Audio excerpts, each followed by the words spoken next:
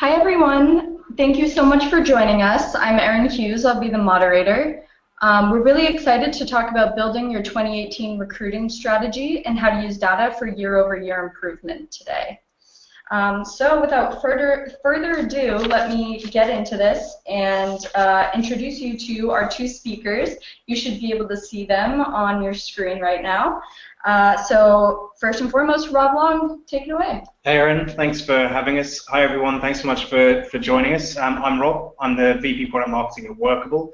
For those who don't know who we are, we make an all-in-one recruiting software, which, like on the slide, 6,000 companies are using it to streamline their hiring. I've been at Workable for 4 years, and prior to that, I was in recruitment myself. But I'm really pleased today to be joined by someone who's actually practicing this now. So Matt, perhaps you can introduce yourself to the people as well. Absolutely. Hey everyone, thank you so much for joining. My name is Matt Hughes. I head up the tiny talent team here at Hired.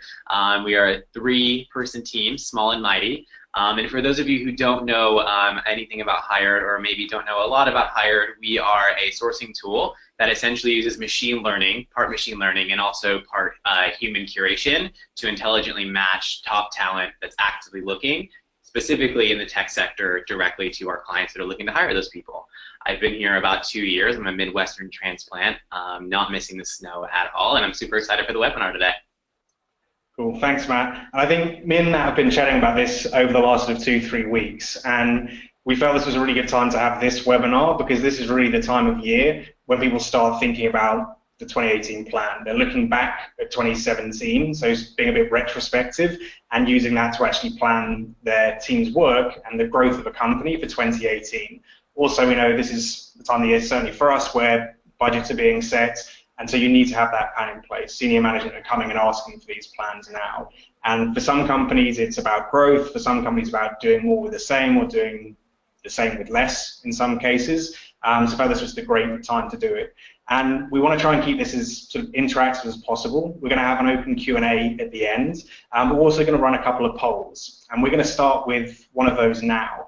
One of the topics that me and Matt have been chatting about and what I was asking him about was his sort of biggest challenges and how that plays into planning. So we're going to run a quick poll now for everyone who's joined us about what is your biggest hiring challenge for 2018. And we've given you 4 options. These are the things that we hear most often are the biggest challenges. So that's sourcing talent, like actually getting those people into your pipelines, into your funnels, whatever you're calling them.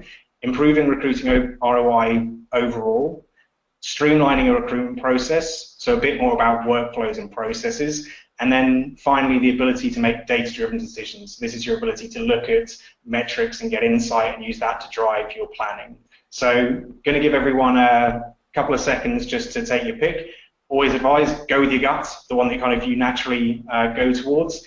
If none of these are your biggest challenge, we're going to have that Q&A at the end, so go ahead, drop your biggest challenge in the chat box, and we can try and cover that in the Q&A when we get to the end of the session.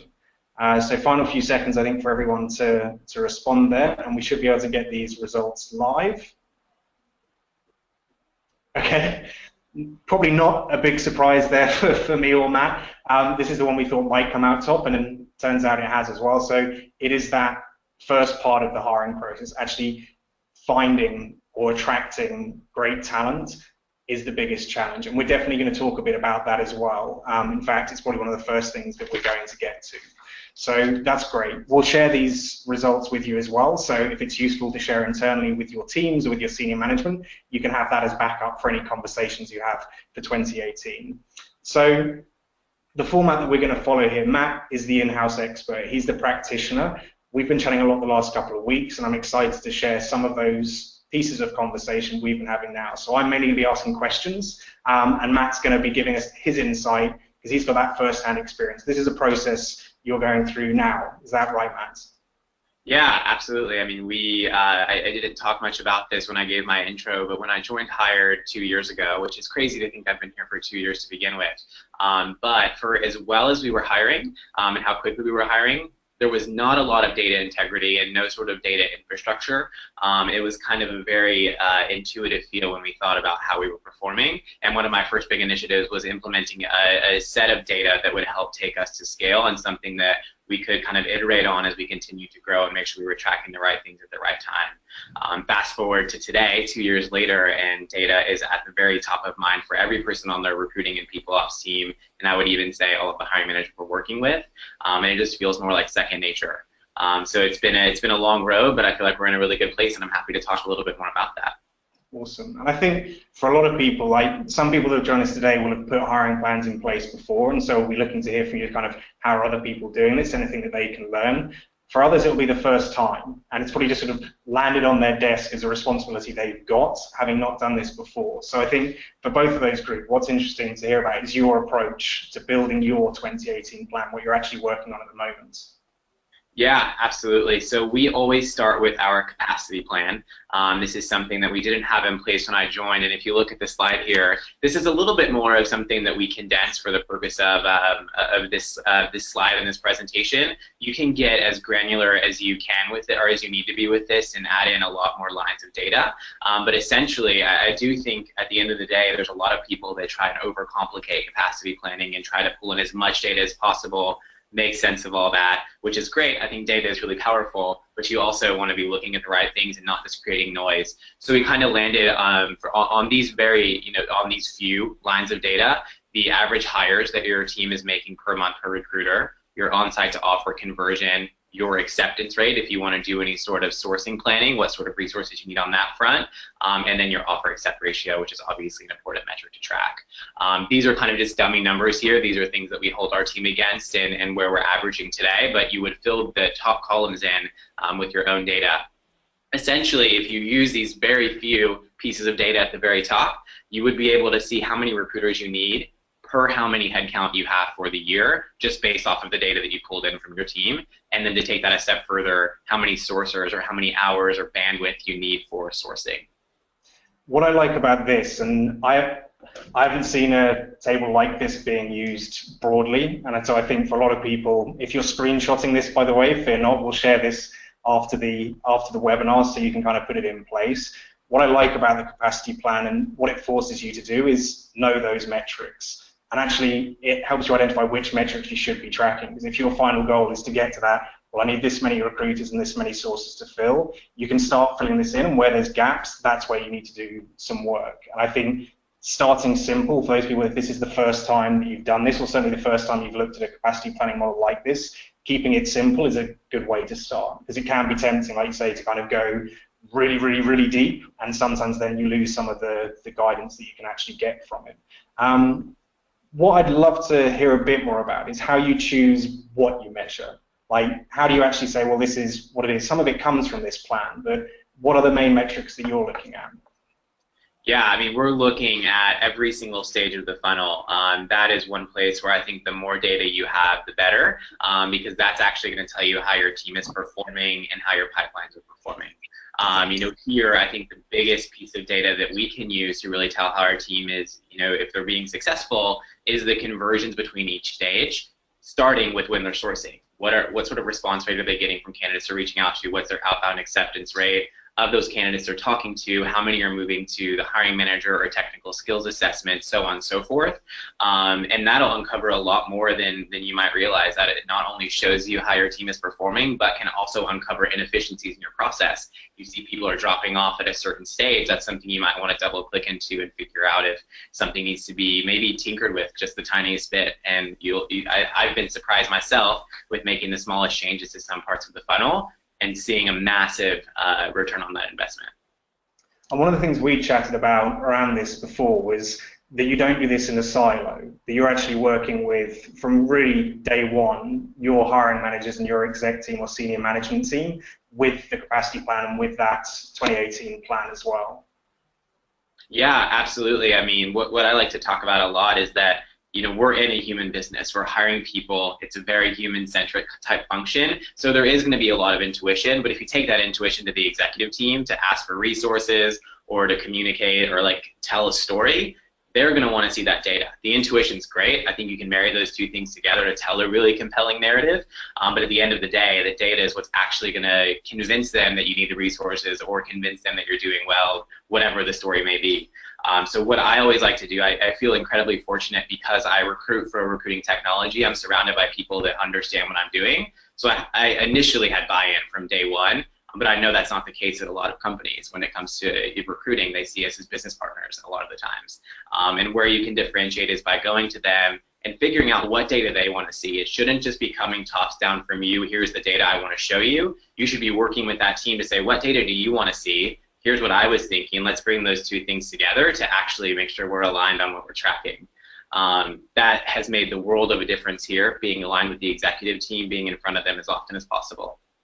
I think certainly one thing I hear, and like part of what I do is sort of speaking to a lot of companies and people in your role where perhaps they don't have that relationship, where it is a bit of a silo, what sort of recruitment or talent or HR are doing compared to what sort of the department heads and managers are doing.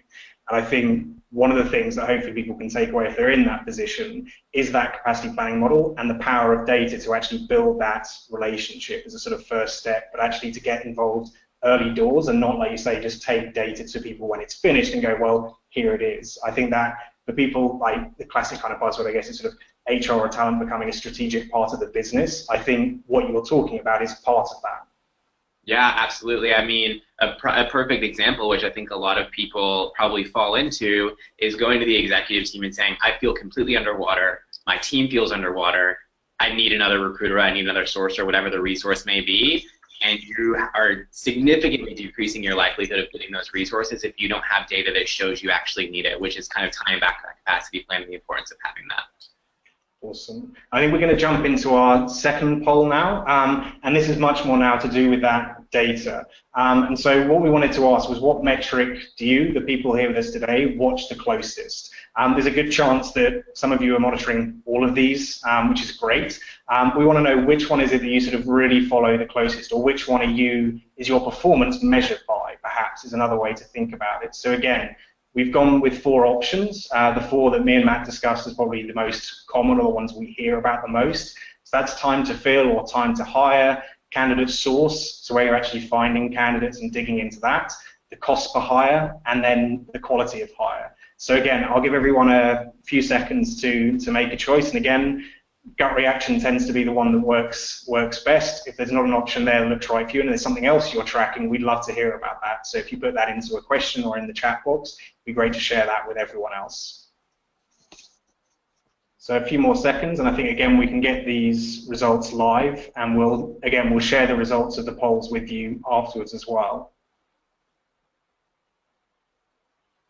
Okay, so a bit closer this time. Time to fill and time to hire coming out top, but candidate source and quality of hire coming in there is sort of pretty close seconds as well. Interestingly, cost per hire, not getting so much interest there. I'm sure it's something people are tracking, but perhaps just not as the key metric for those teams. And we're probably going to touch on each of these in the next part as well, so that's great. We can perhaps go into it a bit more in the questions. So based on that, I mean, what would your answer to that poll have been? I probably would have said all of the above. I love that option, especially when it comes to data. No, but honestly, I mean, our team, we're tracking so much, but I think if I had to prioritize and stack rank the data, the #1 metric that I'm looking at would be time to fill and speed to hire. I always like to clarify those are 2 different metrics. They go hand in hand, but there's some controversy, I suppose, for lack of better terms, around the difference in those 2 things. You know, the time to fill being from the time you open that rec in your applicant tracking system, whether it be Workable or another applicant tracking system, and to the time that that's actually in seat and somebody is producing work. Then you have speed to hire, which is more from the time that that candidate is created and entered into process to the time that they accept the offer.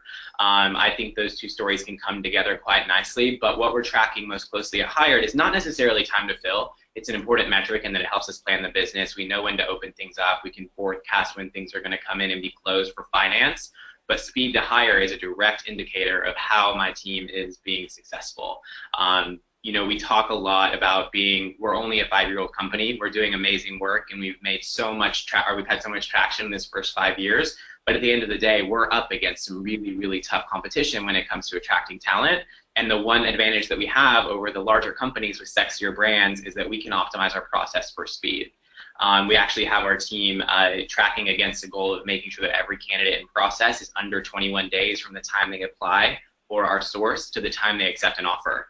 It's a really lofty goal. It's certainly terrifying. I feel like we're setting our team up for success, but it's also something that we're all stressed out about. I've actually seen, since we implemented that metric tracking, I've seen a lowest speed to hire of 8 days, and that was a machine learning engineer. So when that's top of mind for you, that you need to move as fast as you can with these people, you'd be surprised how quickly that motivates your team and the people around you that are interviewing them. Yeah, I think there'll be quite a few people listening who are a bit jealous of that machine learning engineer that you hired in 8 days. I don't think many people are doing that. Yeah. But I think you're right. I think sometimes the power of sort of tracking metrics is just the impact that has on teams to actually work towards it. It becomes something that they want to improve. It's a motivating factor as well. One thing I would add there, being with the platform, I feel a little bit, more advantaged because the people that are on our platform, the hired platform, those candidates are actively looking, and that's always our first stop when we're looking for new talent, specifically for the engineering team. So they tend to move more quickly through the funnel to begin with. So that capacity plan, going back to that, you're going to see a lot of that data skewing in the right direction pretty significantly when you're using Hired, just because you have high intent talent that's looking for new jobs, and they're so motivated to move quickly, and oftentimes they're at 20 plus interview requests from our clients, so they know that they have to move quickly to close those all out. And I think one thing as well, you mentioned kind of there the sort of speed to hire and sort of time to fill, and you're sort of splitting out the kind of the process metric versus the sourcing metric. And we've seen this. I mean, we looked at sort of on aggregates the companies that are using Workable, and they do something similar. We give both those metrics in Workable. What we saw was actually for most companies, it's the sourcing part that's actually taking up the most time. People can focus on the sort of speed to hire because it's a process that you can optimize for. And that in itself, I think, I don't know if you've done this, sort of taking that to hiring managers and saying, look, this is what actually recruiting looks like. It's not all sort of CVs just land on our desk on day one and then we start sort of setting up interviews. Actually, there's a big bit of upfront work to actually find those relevant and qualified candidates with intent first. Yeah, absolutely. I am the biggest advocate for Hired. I talk about it throughout my network. And it's not just because I'm here. I mean, even years and years down the road, if I'm not here, it's still going to be a tool that, to me, significantly increases your response rate, your speed to hire, and most importantly, your offer acceptance rate, because you have all active talent. One of the things I wanted to get to, because this was another one of the responses that got a high percentage, was looking at candidate sources, so actually looking at the channels you're using to find candidates and hire candidates. How much are you looking at that? If time and speed to hire is the top priority, how much are you looking at the channels and the sources? Yeah, I mean, I'll be honest. It's always been on my bucket list of things that we need to get better at. I think 2018 is our year to really optimize where we're spending money. And I'm kind of trying to get into the mindset of an SEO team almost. I've been working really closely with them on filling some roles. But really, I think as I think about, making sure we're using the most effective channels and spending our money wisely, the easiest way to tackle that problem is laying out each of those job boards or whatever that channel may be side by side in order of where you're spending the most money, and then also having a line on there that's showing how many recruiting qualified leads are actually coming out of that. And what that's going to tell you, if you're spending, say, $3,000 a month on one channel and $1,000 on the other, but the $1,000 channel is actually giving you more recruiting qualified leads, and the other channel may be giving you more candidates, but not as qualified, that's telling me I need to pull spend from that first job channel and put that into the next one, because that's where I'm getting the highest quality candidates. And that's something that intuition alone isn't going to tell you. It's going to help you create a hypothesis, but until you see that all laid out side by side, it's really hard to say, well, this one's performing better than the other, maybe we should pull some spend. You mentioned a term that we've chatted about, the recruiting qualified lead. It's not something I've heard sort of used broadly from a sort of sales and marketing perspective, sure, and sort of sales qualified leads, I guess. But can you kind of explain to everyone a bit more what that means for you? Yeah, you haven't heard it because it's not a thing. I'm trying to make it a thing. No, I grew up in sales long before I got into recruiting, and so I've kind of adopted similar, KPIs. And when I think about team performance and funnel metrics and all of that, I've always thought that there's so many similarities between being in a sales function and being in recruiting. Obviously, recruiting is a little bit more of a human business. Some would say a lot more so. But RQL, I think it could be a thing. There's a lot of value in looking at candidate volume, for sure, how many candidates you're getting in the pipeline. That's showing how much traffic you're getting to your brand, to your jobs page. But until you're looking at how those candidates are progressing through the funnel, that's kind of something that's not really going to impact your recruiting strategy.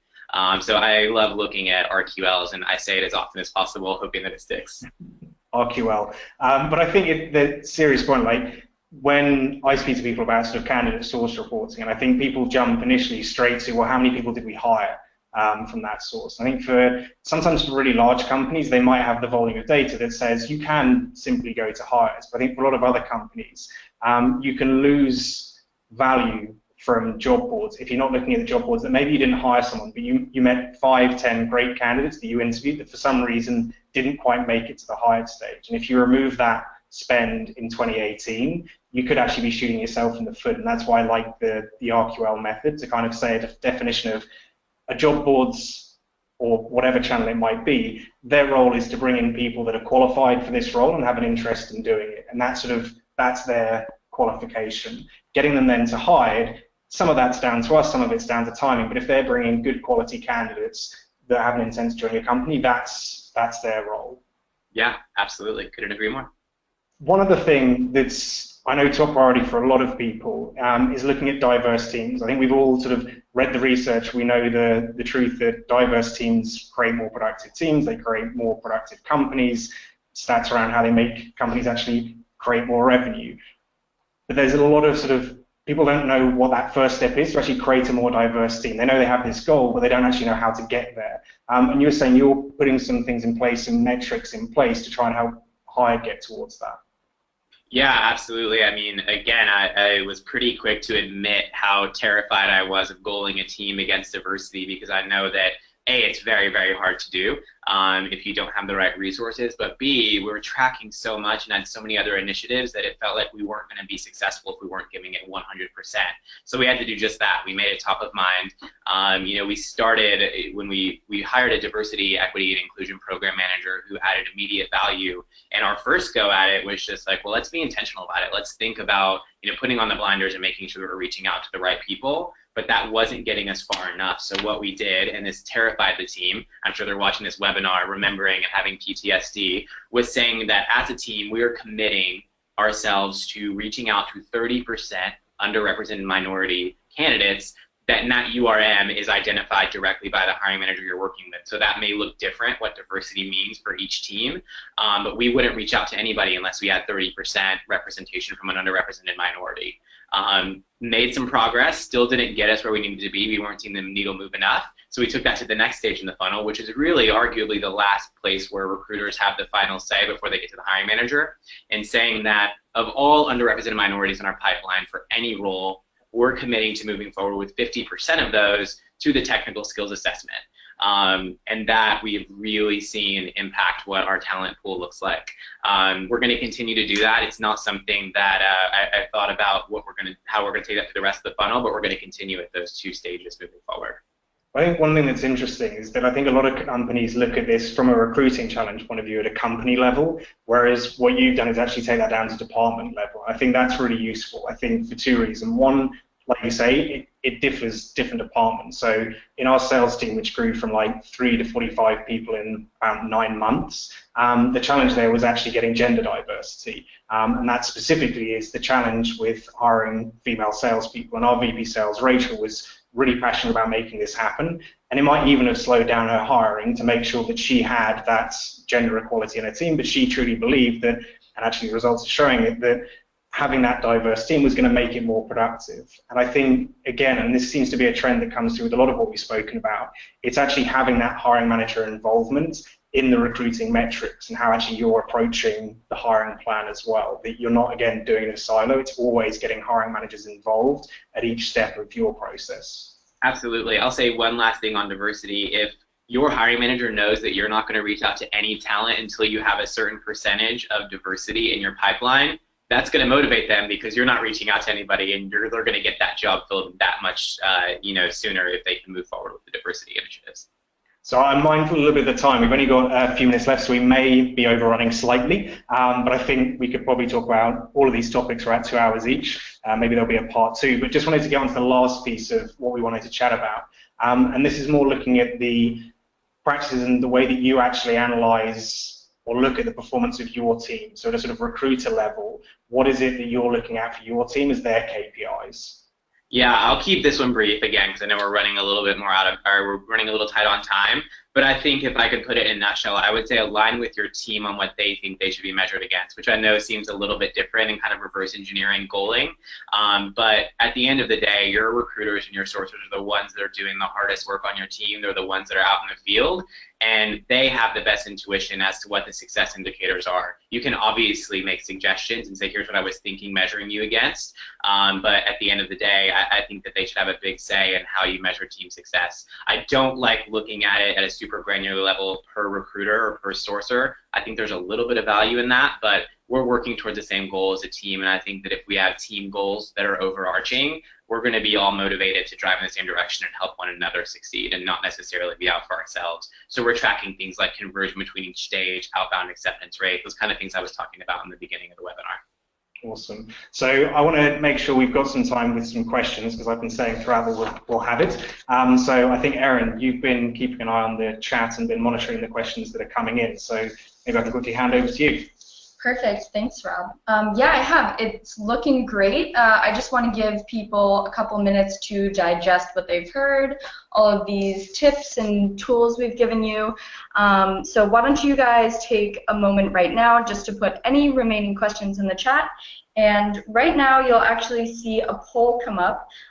We've really loved talking to you guys, giving you tips, and just kind of discussing what you can do for data-driven recruiting. If you'd like to hear more about how we can help with that, just go ahead and select something in the poll right now, and we'd be happy to get to know you a little bit better. So I'll just wait a couple more seconds for people to put their questions in the chat, and then we'll jump right into that.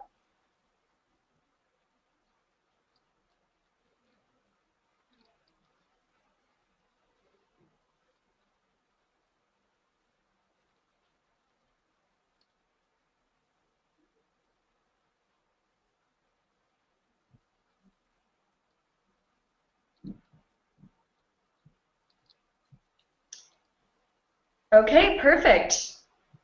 So for questions, let's start off with what type of feedback loop do you have in place with hiring managers? I'll pass that one to you, Matt. Yeah, I'll take a go at that. So, I mean, I think that it's at every stage in the process. I know that there's a formal debrief at the end of most people that are watching, probably at the end of their interview processes, but you're not doing yourself any favors if you're not getting feedback from your hiring teams throughout the entire life cycle of that interview. So, you know, we have our pre-brief meeting where we're talking about what's important. That helps set us out on the right foot. And then we have, after each step, it's just quick real-time conversations, like how did that call go? You don't have to have a formal meeting to get that feedback. And then at the end of the interview loop, we have a formal debrief in the style of a roundtable where everybody shares 2-minute takeaways and ultimately mutually agree upon a hiring decision, whether it be yes or no with that candidate. Ultimately, we like to do that within 24 hours of that candidate coming on site, ideally within 2 hours while it's still fresh on their minds, but calendars are a little crazy these days. So we try to do it within 24 hours, but there's absolutely a feedback loop at every stage in the process. I think, I guess from my side, like as a hiring manager working with our recruiter, I'm lucky we've got our recruiter here in Boston, Elizabeth, and she's fantastic. And the way she will run a particular hire probably differs with different hiring managers. I might be the worst person for her to work with, I guess, coming from a recruitment background, but I like to be really involved at every stage. But she always makes sure that for each new role, whether we've worked with her before, we have that kickoff meeting, which really sets the sort of, this is what the process is going to look like, this is how we're going to work together. And just knowing that from the start really helps. And then to Matt's point, yeah, that collaboration, like always getting feedback from Elizabeth. She's always keeping us up to date on the quality of candidates that she's finding, the quality of candidates that are applying, so we never kind of feel like we're out of the loop. And she's keeping us updated on all of that in Workable, so we can just go in, check in any time on the train, etc. We can just check in and see how everything's going. And that transparency is key. Like that's what I really like about that relationship with the recruiters we've got here. Great. So we also have another question. Why do you think sourcing is such a challenge for companies? I have quite a lot to say about that, but Matt, do you want to say what you think first? Yeah, I think it's simple. I think everybody's reaching out to the same talent, and there's a lot of people that are kind of just desensitized to it at this point. They get hit up so often. Think about a machine learning engineer in San Francisco. they're not at a shortage of any opportunities.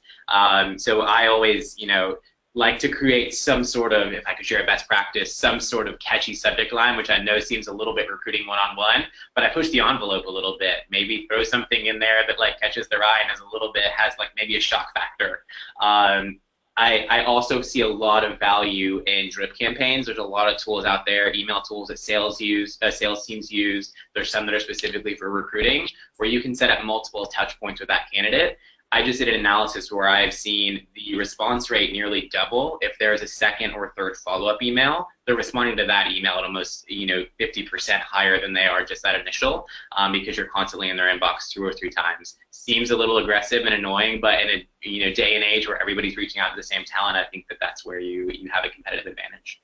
Yeah, I think that's sort of standing apart from the crowd, especially, I mean, in San Francisco, hiring for developers, you're probably in one of the most competitive markets there are. I think for a lot of companies, sort of what I see is that they get stuck in their own status quo, that this is the way they hire, this is the way they've always advertised, this is how they've always done it. And then as the results start to get worse, like either whether that's the speed starts to slow down or the quality of inbound applicants slow down, they just get frustrated and they don't perhaps look at sort of broadening their range of channels, and that's where they get sometimes a bit stuck, and it can be hard. Like, no one necessarily tells you this is where you have to go to find this type of person, and I think that kind of help and support from other people in their network really helps. But that's what I see the most, is that kind of narrow focus of we're doing the same thing we did but with worse results, but we'll carry on doing the same and hope that it turns around. Yeah, I know we're running short on time, but I'll say one more thing just to the sourcing piece, because I know that was top of mind for everyone who took the poll. I found a lot of value in partnering with our marketing team to better understand what user acquisition looks like on that side of the business, and applying a lot of those same principles to the way that we think about talent acquisition. It was a little bit different, and I think we didn't really know where to start in the conversation, but once we got into like how you're measuring the effectiveness of paid search and paid channels and campaigns that they're sending out, and seeing how you could turn that into a talent campaign has been really beneficial for our team in the last year. Awesome. We have a couple more questions. So one person asked if you see any particular challenges in terms of communications with candidates for diverse hires, and what's the key factor to attracting diverse talent? It's a tough question. Sure. These are all going my way. I've actually found, I think there's some conflicting opinions around this, but I have found that if you're reaching out to diverse talent and stating that you're being intentional, like, I am reaching out to you because we as a company are committed to having a diverse pipeline of talent, they almost appreciate that. I was terrified when I sent that, because I was expecting fully to get an email that was like, so you're only reaching out to me because I'm a black machine learning engineer in San Francisco. But honestly, I've gotten nothing but positive responses. I mean, I'm getting a lot of responses that are like, look, I'm not interested, but I appreciate your initiative and your transparency around why you're reaching out. But I think you've just got to tackle it head on and talk about why you're reaching out to them. I think that they like to see that people are, starting to think about that sort of change. Erin, did we have one more question? Yeah, we have a bunch more questions. So somebody else asked, from a sourcing perspective and related to accountability, do you find value in tracking individual KPIs? To a degree. Go ahead. Oh, I was just saying, this sounds like it's about your recruiting team for those individuals. Yeah, absolutely. I mean, we do look at it. We don't look at it as much as we're looking at overall team performance. That just kind of speaks to our values of all kind of driving in the same direction and collaborating as a team and winning together and not winning as an individual. But there is certain value. I mean, if you're a talent leader and you feel like one person on your team is maybe not performing as well, your intuition's telling you that, I think it's certainly fair to dig in and see if the KPIs look different from somebody on the team that is doing quite well based off of your intuition. I think setting certain KPIs for certain people is going down a slippery slope, because they almost feel at a disadvantage if you're giving them different goals and you're giving the rest of the team. I think the one kind of exception there is executive and people manager talent or talent leaders. If you have somebody who is specifically recruiting executives, they should be held to a little bit of a different KPI set, because it's a lot harder to do, and you can't really compare that to recruiting an individual contributor.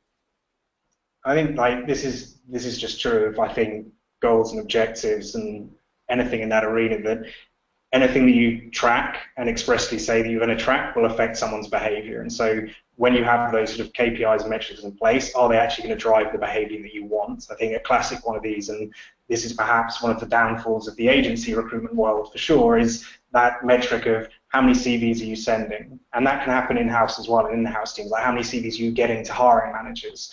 And as a metric on its own, it's a horrible one. Like someone can meet that metric by sending bad CVs. It's nothing to do with the quality of them, which is again where I guess the RQLs comes in, where you can actually start defining what a good submission looks like. So it's driving the right behavior, not just a lot of behavior that's perhaps not very positive. Yeah, absolutely. And I personally feel really passionate about that. So anybody who's watching, who wants to connect offline about how to goal a team and what KPIs to track, it's something that's top of mind for me, and I'm happy to chat with anybody further. Perfect. So somebody else asked about sourcing. What is your mode of attracting passive candidates? I would go back to drip campaigns. They're passive, of course, but if you're in their inbox, in their face 5 times a week, they're much more likely to get back to you. Again, I know it seems a little aggressive, but like I said, when you're all reaching out to the same talent, I think that's the one thing that gives you a fresh advantage.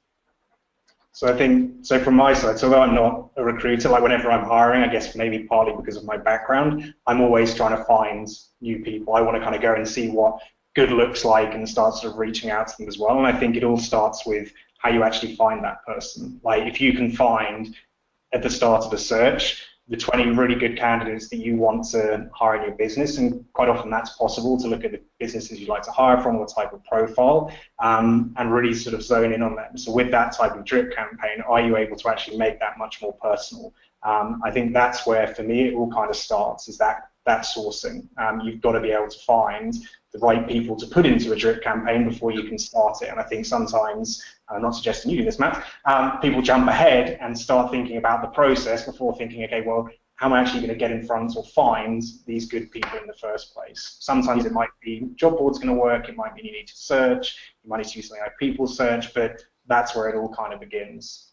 And that's where that data comes in handy, right? Looking at every single step of your talent acquisition strategy and seeing where you're getting the most, I'll say it again, RQLs, is going to tell you where you need to invest the most time and energy. But I do think it is a balance. If you're sending out a drip campaign, you've got to strike a good balance of also making sure that it feels really personable. We personally do a lot of A/B testing of all those drip campaigns, again, kind of acting like a marketing team to see which ones are getting the highest click-through rate and the highest opens. And we have found, obviously our intuition told us this as well, but we have found that the more personal emails have a much higher response rate and a click-through rate. Again, happy to chat offline about that more. Perfect. Somebody else asked, what have you, or actually, before we get into the next question, could you just define RQL one more time and how you measure it, just for those out there who might have missed it the first time? Yeah, I did kind of skim over that, trying to be conscious of time. So it's a recruiting qualified lead. It comes from things like SQLs, MQLs, being sales qualified leads and marketing qualified leads. But essentially, it's two parties, most likely you as the recruiting partner and the hiring manager coming together to a mutual agreement that this is a lead you want to pursue, lead being the candidate. I think it's going to stick. I'm going to keep saying it over and over until I start seeing it trickle around. What sort of, to follow up on that, what are the criteria? Does it depend by department or sort of role, or is it where they get to in the process? Is like you call it a recruitment qualified lead if they get the first hiring manager interview, or is it a set of criteria such as they have experience in a SaaS company or they've got 2+ years marketing experience? Like what do those criteria look like? Is it process or is it profile? It's more so profile. And where, I guess a combination of those two. So you're right, it's the profile for sure. We're qualifying them on our side, but then by the time they make it to the hiring manager, we consider that an RQL because we, as the recruiter, have put them in front of the hiring manager and they've agreed to take that call based off of their profile. Nice. And it doesn't differ department to department. Great. So somebody else asked, what have you seen work best? Full life cycle recruiters who do both sourcing and go through the whole process, or dedicated sourcers and a sourcing team? That's a tough one because I think it varies greatly team to team and what your hiring goals look like and the performance of the people you do have on staff. I personally have always swung a little bit more to having recruiters that do full life cycle, the sourcing, the interviewing, because they're able to understand that role in great detail because they're working with the hiring manager so closely, and that makes them more effective sourcers. Not to say that a sourcer can't do that, but I do think there's a lot of value in being that one go-to person for that candidate throughout the entirety of their candidate lifecycle. But I also see so much value in sourcing because I know that a lot of the times it is about numbers and it is a science. So I think that if you get to a certain size where you can have both, that's the ideal scenario. But if you're a small growing team, I see a lot more value in having recruiters doing that full cycle sourcing. Perfect. And one person actually asked a follow-up question. What is the difference between those two positions? So sourcers typically don't interview. They act very much like, kind of going back to sales, like a sales development rep or somebody that's working user acquisition. They're reaching out to a ton of people, and usually most teams are set up this way. They will pass that lead on to the recruiter to further vet them for the process before moving forward. That's the kind of main difference, and then the recruiter would actually do the interviewing itself and qualify them even further.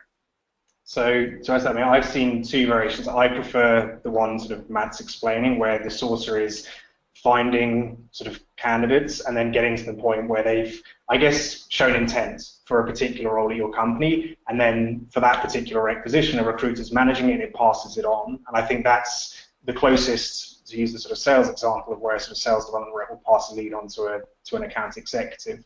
I've seen it work differently, where sources really do just source. They create long lists of profiles that look like they match a certain role, and then the recruiter will actually sort of go through that and select the ones they like the look of and then start reaching out.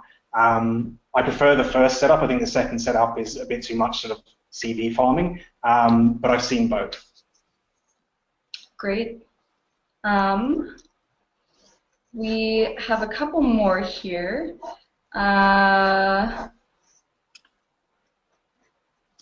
Sorry.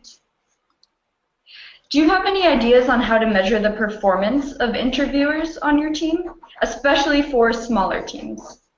That is so tough. I was actually just on a panel with Rhonda Michalik. She's the SVP of Global Recruiting at Salesforce, and we asked a question about what is your bucket list, most aspirational want? Like, what's your biggest piece of data that you don't have at your fingertips today that you wish you did have? And that is interviewer engagement, interviewer performance. Some ATSs, applicant tracking systems, are set up to show you how many hires that you've hired correlate to a certain interviewer, but it's a really manual process in most cases. I'm actually not too familiar with how that works if you haven't like that on Workable. I think everybody's trying to figure that out. Right now it's mostly intuition from the people that are working with those interviewers. I wish I had a better answer. No worries there. So we have a couple more questions in here. We can start wrapping it up, but somebody else asked, back to recruiters and sourcers, how much time should a full cycle recruiter spend sourcing daily or weekly? So I guess trying to figure out how, if you have a small but mighty team, they should be balancing their time. Yeah, that is so tough. Very tough. You know, we set our goals for the entire week. We're not necessarily tracking how many hours that's taking. I think that is getting really granular. You can, but there's no efficient way of saying, like, X recruiter on my team spent 40 hours sourcing this week and X spent 20 without actually talking to them. And it feels very, like, fluffy and almost like a guesstimate. I think just do it when you have time. I know that's not the most eloquent answer, but if you have a goal you're reaching towards for the week, you know you have to hit that. Maybe reach out to 5 people when you have a 5-minute break in the middle of the day. I know that we're all fighting for time and, you know, calendar space, but you've got to make time for sourcing or you're not going to be a successful recruiter. And also, I'll say that everybody kind of sources at a different pace. So it's not fair to say, I want you to spend this amount of time sourcing this week and you to spend this amount of time, because everybody does things at their own pace. You can't really measure it, you know, one person to the next. Great, thank you. Somebody else asked, should time spent sourcing for the right candidate be measured or tracked? Again, really hard to do. There's nothing that tells you how many hours you poured through lists or how much time you're spending building lists and reaching out. I think there is a world where as we become more data driven as recruiting leaders that there may be ways to track that in the future, but today it's really hard to do. And I'm not sure that it adds enough value to your data set when you're thinking about building out the team. I think to that, if you have those sort of metrics or targets in place around sort of the RQLs, to quickly get another mention in there for you, Matt, I would say that really when you're looking at actually how much time someone's spending on it is when you see perhaps they're not able to hit a certain target, and you said this is quality work. Like if someone can hit that RQL quota we're doing, sourcing 50% of the time to somebody else, this is probably okay.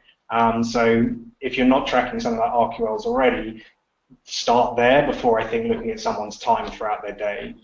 I think they can manage their time a bit differently. Some people work at different paces, do some jobs faster. If you're looking at actually what's important to your business, your team, and tracking that, if they're hitting those metrics, then how much time they're spending on different tasks maybe isn't quite as relevant. Yeah, we've got a sourcing workbook where everybody has, we have all the roles listed out. This is like rabbit holing a little bit, but I know that everybody's working towards sourcing goals. You have all of your roles listed out, the number of reach out targets, the number of underrepresented minorities that you need to see in that, and at any given time we can jump into that workbook and see a visualization, like a bar graph that shows how we're progressing through the week with our sourcing initiatives per recruiter and per department. That's been really helpful, so we know where to spend our time. Like if I have 20 minutes randomly in the middle of the day and I know I need to do some sourcing, I'm going to go straight to that graph and say, oh, wow, it looks like I've only done 10% of my marketing sourcing for this week. I should probably jump into that. Awesome. And we've gotten a lot of questions about how to measure different metrics, especially the ones we put up on our poll. So we can actually follow up with you with that in the email you'll get after this with the recording. But also on Workable's website, we have a huge resources section that will tell you everything you ever wanted and maybe even more for metrics. So head on over there or just wait for the follow-up email.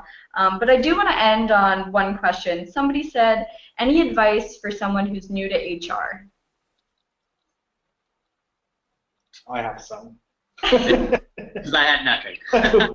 Whilst you give it some thoughts, I think if someone's new to HR, I think it depends sometimes what sort of team you're in, but I speak to a lot of companies where HR isn't always sort of the biggest department. It's a smaller sort of team, or talent is a smaller team, and it can feel a bit isolating. There's not we have 45 salespeople here. Like if a salesperson has a challenge or has a question, they can turn around and see sort of 20 other salespeople that they can get advice from. And I think sometimes HR and talent teams, I guess like Matt, your sort of 3-person talent team doesn't have that broad internal group to ask upon. So I think go and find where your peers are sort of collecting. That can either be physically, like meetups. There's usually meetups in most places. We run a thing called Talent Hackers, which is a meetup for sort of recruiters and HR people in different cities, but also online communities. There's a lot of sort of Slack channels. There's a great one in London, but it's international, called DBR. I think there's like 900 recruiters and HR people in that channel, and it's a great place to sort of share knowledge, ask for advice, and get that sort of peer network from outside your business. And you get different perspectives that way as well. I would also say, as I'm kind of noodling on that question a little bit, because I'm thinking back to when I was new to the recruiting and HR world, I find a lot of value in spending quality, ample time with the department leads across the entire business, because you, in a people function, need to fully understand how each department works in order for you to best support them. Seems basic, but again, we don't have a ton of time to do these sorts of things, but make time for meetings with each department lead on a regular cadence so you can understand their challenges, how they want to partner with you, and ultimately what success looks like on an HR kind of business partner relationship standpoint. And I think that's definitely like a theme of sort of what we've been chatting about sort of today, but also before, is that relationship with the hiring managers, with the management team. And starting that early means that it's going to be easier then as you go forward to build on those relationships as well. Great. Well, thank you everyone for asking such thoughtful questions, and thank you for staying for the duration of this. We had a really great time, learned a lot from both of you, so thank you for joining us. And we hope you'll join us the next time we host one of these. So the recording will be coming to you, and have a great rest of your day. Thanks, everyone. everyone. Thanks so much.